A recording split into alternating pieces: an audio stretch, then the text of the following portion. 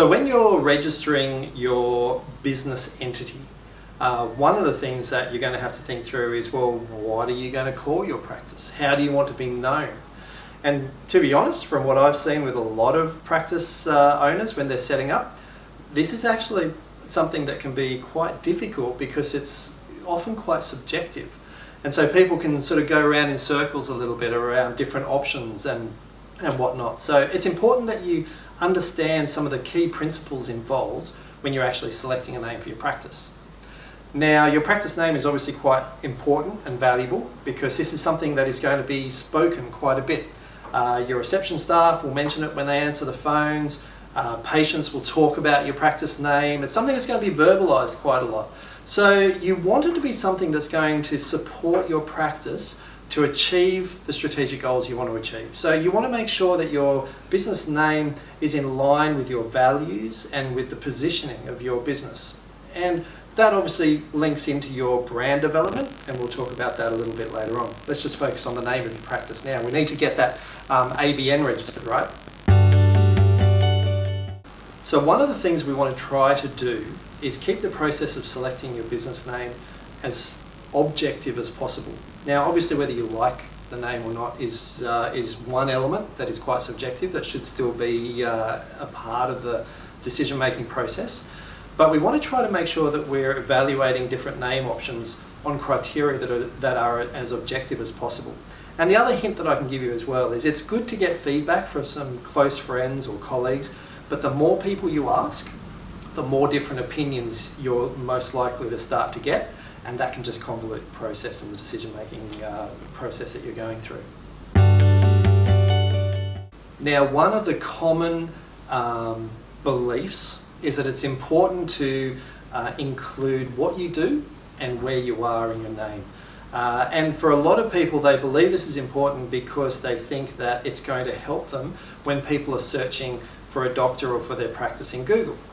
That might have been the case years ago, but that's no longer the case. There are certainly other ways through search engine optimization and content on your site to make sure that your practice comes up in Google searches no matter what name you have for your practice. So don't worry about that so much.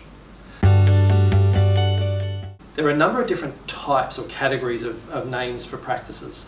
One of the things that we find works quite well is to have a functional name. It's simple, it tells people what you do, and it can work well for a lot of practices. A lot of practices have a very functional name. So simply stating the type of doctor you are or something associated with that can certainly work quite well for a medical practice.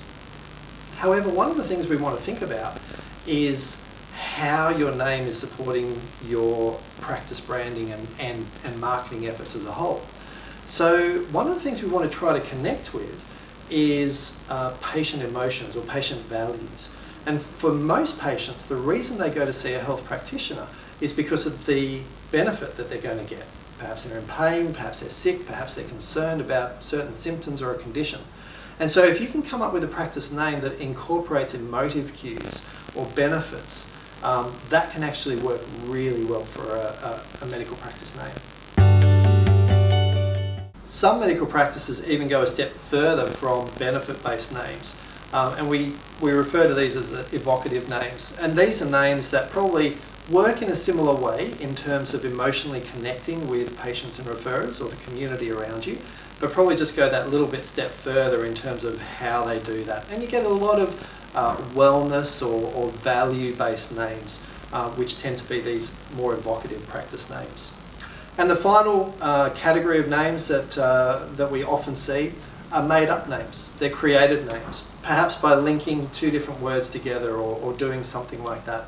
And that can often work because it is something that's unique in the marketplace, as long as it meets other criteria that we use for actually evaluating names. So let's have a look at some of those criteria that are important. And you'll find these criteria actually listed out in the naming tool in Docio. So as you go through that, it's just important that you understand what each of those criteria are talking about. So the first criteria you need to think about is the implied positioning from your name. And this really links back to your positioning within the marketplace and how you're seen, how you're differentiated from from other practices. So that may be based on values, or it may be based on other messaging of your practice. The second thing you actually need to consider is the appearance of the name, and that'll come down to the fonts a little bit as well. But is your name long? Is it short? How do the different letters work together? And one of the things we want to make sure is that it's very easily readable, that it's very legible, especially on signage or other things. If people are moving past quickly, you want to make sure that they can recognise exactly what your practice name is. So you also want to think about how the name sounds. As we said a moment ago, it will be said a lot. So you want to make sure that it's easy to say. You want to make sure that it flows and it doesn't sound too sharp or unfriendly.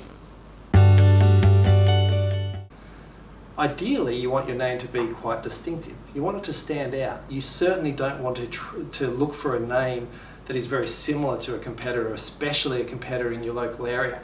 And you may be surprised, but I've seen this happen quite a number of times, where practices in the same suburb actually have very similar names. And that can create all sorts of problems for the practice in the long run. So one of the other criteria on your Docio tool there is depth. So where, if possible, it works really well if there's some kind of story, some kind of meaning, some kind of layers to the name that you're actually selecting for the practice. And if that relates back to the benefits that the patients will experience, even better.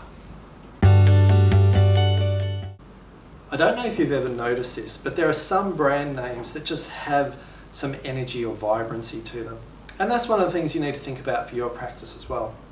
Ideally, it's great if you can have a name that lifts when people says it, something that just works well and has sort of a cheery countenance to it. So the taxonomy of the name that you choose is also important. Where possible, it's great to make sure that there's some sort of added value implied through the name. And that again comes back to these benefits that your patients are going to be receiving.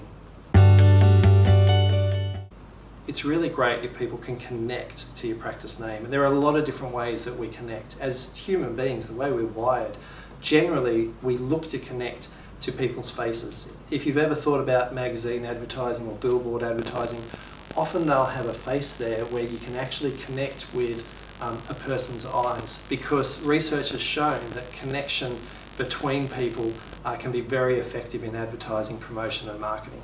So if you can add some sort of humanity to your name, that's a real added plus. The last one on the list is virality. So what we're talking about here is if we can have a name that just works really well. You think about some of the most viral names, like Google is one. We actually include it in our language. We have made it a verb that we Google something. Same thing years ago with Hoover. You know, did you Hoover the house instead of vacuuming? So if you can come up with a name that actually has that viral value to it, that is a really good thing to build into your name as well. So as you can see, there are a number of things to consider. Some are more important than others. So when you have come down to a short list, you may have 1, 2 or 3 names that you're really keen on. It's also very important that you do some specific checks on that name. You need to make sure that it's available as a business name, that it hasn't been registered by any other companies or trading names. You also need to make sure that your name is going to be available for a website, for your web address, your web domain. So it's important to do those checks as well. And it's also a really good idea to check whether there are any trademarks in association with the name that you selected also. Now these are all checks that you can do yourself, and there are directions in Docio on how you can do those. And if you go through those processes, you should be able to settle on a name fairly quickly.